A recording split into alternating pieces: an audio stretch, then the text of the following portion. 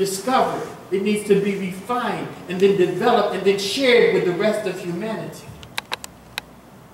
And so what happens as a result of our involvement in his cause, it then allows for that gift to manifest itself.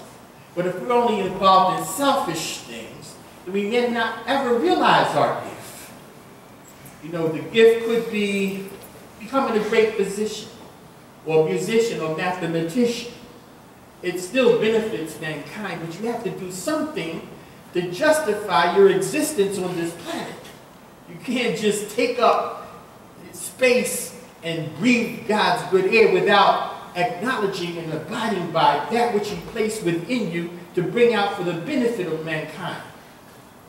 So when we involve ourselves in this struggle as a result of the pressure that we may feel, you know, it begins to shape and mold us so that it brings out those natural gifts that Allah subhanahu wa ta'ala has placed within each of us.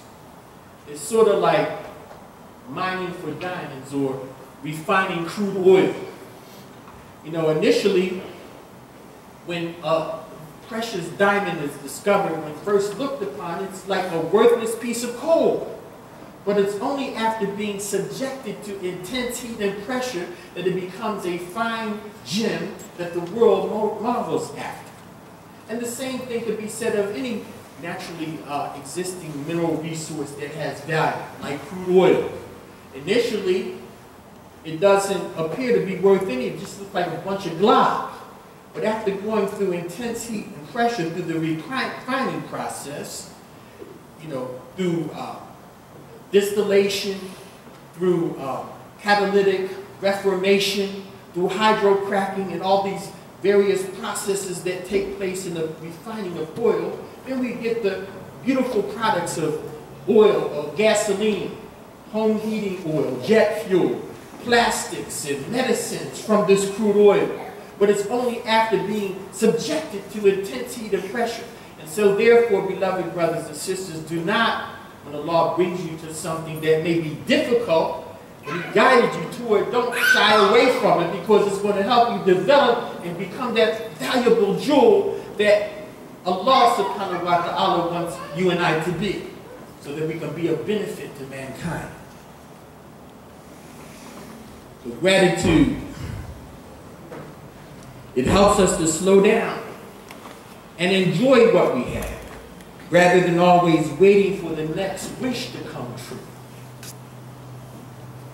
Gratitude can help us recognize that we already have enough of what many people have been longing to have. We must therefore recognize and tame our nafs to understand that even if we can't find happiness in the blessings that we have today, then we won't be happy with what we get tomorrow. In other words, don't think that some of us do. If I get this job, if I get this amount of money, if I get this man, or if I get this woman, or if I do, I'm going to be happy. No, it doesn't work like that. Things don't make us happy. Only Allah subhanahu wa ta'ala can grant us happiness. And it can only come if we're doing that which pleases Him, for His glorification, for His exaltation, for His commemoration. And then as a result of us being grateful for even the fact of us recognizing that, then Allah subhanahu wa ta'ala opens up His bounties and sends His blessings upon us.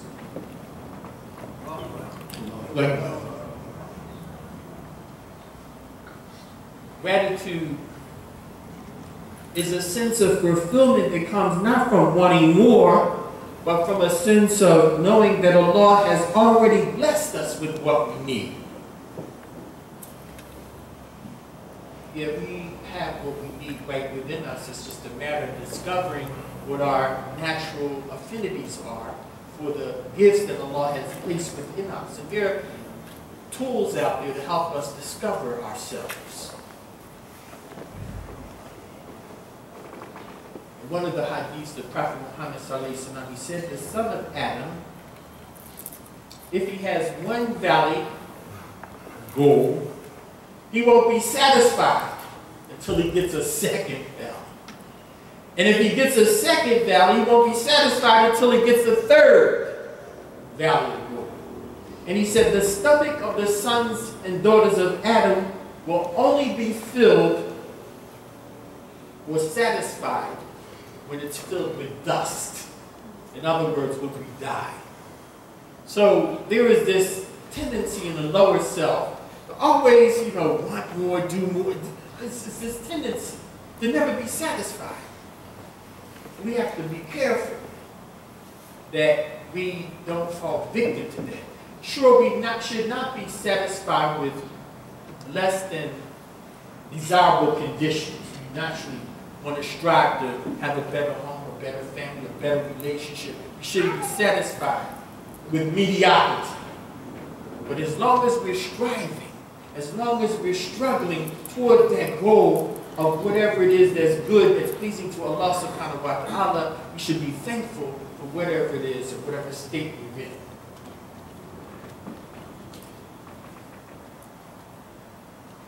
Gratitude sought by exercising patience against unlawful desires prevents us from harmful consequences later on.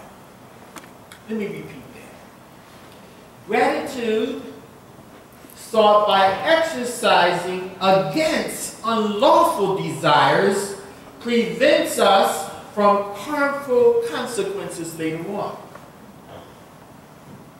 We have these desires, there's sexual desires, there's status desires, there's all kinds of desires that we experience as human beings as we go through the vicissitudes of life. These are natural tendencies that occur and rise up within the human being. But we have to be conscious of the fact that some of these desires are unhealthy. If we're having desires for sexual relations outside of the sacredness of marriage, then there are going to be some harmful consequences. Not only, most importantly, be displeasing to Allah subhanahu wa ta'ala, but also a child could be born for which there is no father in the house. And therefore, that child, according to the statistics, winds up in a situation where they have more delinquency, less tendency to graduate from high school, psychological problems, a proclivity towards suicide, and imprisonment, incarceration. You can look around and see that that's happening. Social scientists have studied this phenomenon, the consequences. Desire to achieve happiness by artificial means, through drugs and alcohol. And look at the harmful consequences that happen as a result of that. The deterioration of the body, the breakup of the family. Gambling is another one of those desires where we want to do something quick to get rich and whatnot. And sometimes we even go outside of that, not only we sell drugs or rob people, and the consequences are fatal sometimes. So gratitude sought by exercising patience against unlawful desires prevents us from harmful consequences. This was aptly expressed by one of our scholars, Ibn Qayyim, when he said, patience in resisting desires is easier than patience in dealing with the consequences that result from going along with the desires, because it either leads to pain and punishment or prevents a more complete pleasure. So some people, they like to get high off of marijuana. And recent studies have shown that especially young people whose brains are not fully developed until around age 25 wind up, when they get older, with all kinds of senility problems, all kinds of mental problems. But their desire is to want to feel good. And they think that by this quick fix, that's going to satisfy them. But there's some long-range consequences to that. Not only that, for males, it makes them impotent. In other words, you can't make any babies, man. There's a tendency towards that. Recent studies have shown. And not only that, your child might have birth defects as a result of us exercising that desire. So we have to realize, beloved brothers and sisters, that this religion of Al-Islam, this formula for successful living is not a joke. Allah, He created us. He knows how we are to function and operate. And when we operate in accordance with what He has prescribed for us, then we reap the benefits. And if we don't do that, to live a life which is contrary to the life that Allah has prescribed is to live a life of regret and ruin.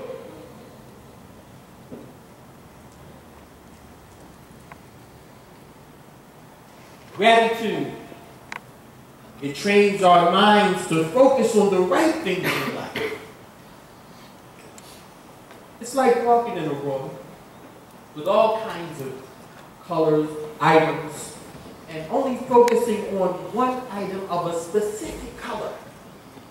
And if we were to do that, our mind would be able to easily mask all the other colors as we focus on the items of that specific color. Our life is no different, beloved brothers and sisters. When we let our minds look for problems, we see plenty of them. People complaining about the man, they complain about the masjid, they complain about the school, they complain. Rather than focusing on the positive aspects. We look away from the problems and focus on the possibilities. There's nothing wrong to recognize problems. That's the first step towards the solution of the problem. But don't just stay there. Look at what the solutions are.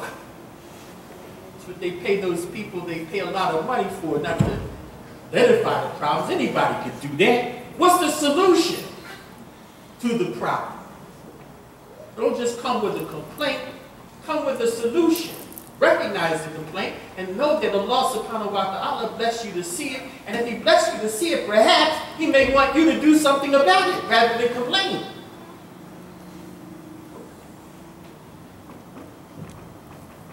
So we need to focus on the solutions. What are the possible solutions to this problem? And as a result of that, then Allah subhanahu wa ta'ala will bless us to come into some solutions. Like for instance, transportation was primarily done by horse and buggy or camel, depending upon which part of the world you were or a donkey. And as a result of the desire of human beings to want to have better transportation with, horse manure everywhere and all the germs that it, produces, and just the inconvenience, man, of getting in a buggy, horse and buggy, bouncing all of it. And somebody had this desire, perhaps we could do something different. And so lo and behold, by the grace of Allah, somebody thought, and all of a sudden, an automobile was developed. And it was refined. And it's still being refined, even more and more now today. Not only transportation from automobiles, but from airplanes and other trains and so forth. Communication is another example. When Abraham Lincoln died, was assassinated, it took about 3 months for the news to travel the country. Now we can learn about that within 3 seconds if anything happens anywhere in the world. May Allah subhanahu wa ta'ala help us develop this attitude of gratitude. Oh Allah, please give us the strength to always recognize your presence among us and your ever-flowing grace and bounty in our lives. Please give us the strength to acknowledge truth whenever it's manifested before us. Please give us the strength to pursue truth and righteousness and never turn in ignorance to that troubled life that you blessed us to come out of and many of us to never be in. O Allah, our sustainer people, protect us and give us excellence in this world's life and excellence in the next, and save us from the penalty from the fire. هذا واستغفر الله لكم ولسائر المسلمين فاستغفروه إنه هو الغفور الرحيم. Let us ask Allah to forgive us.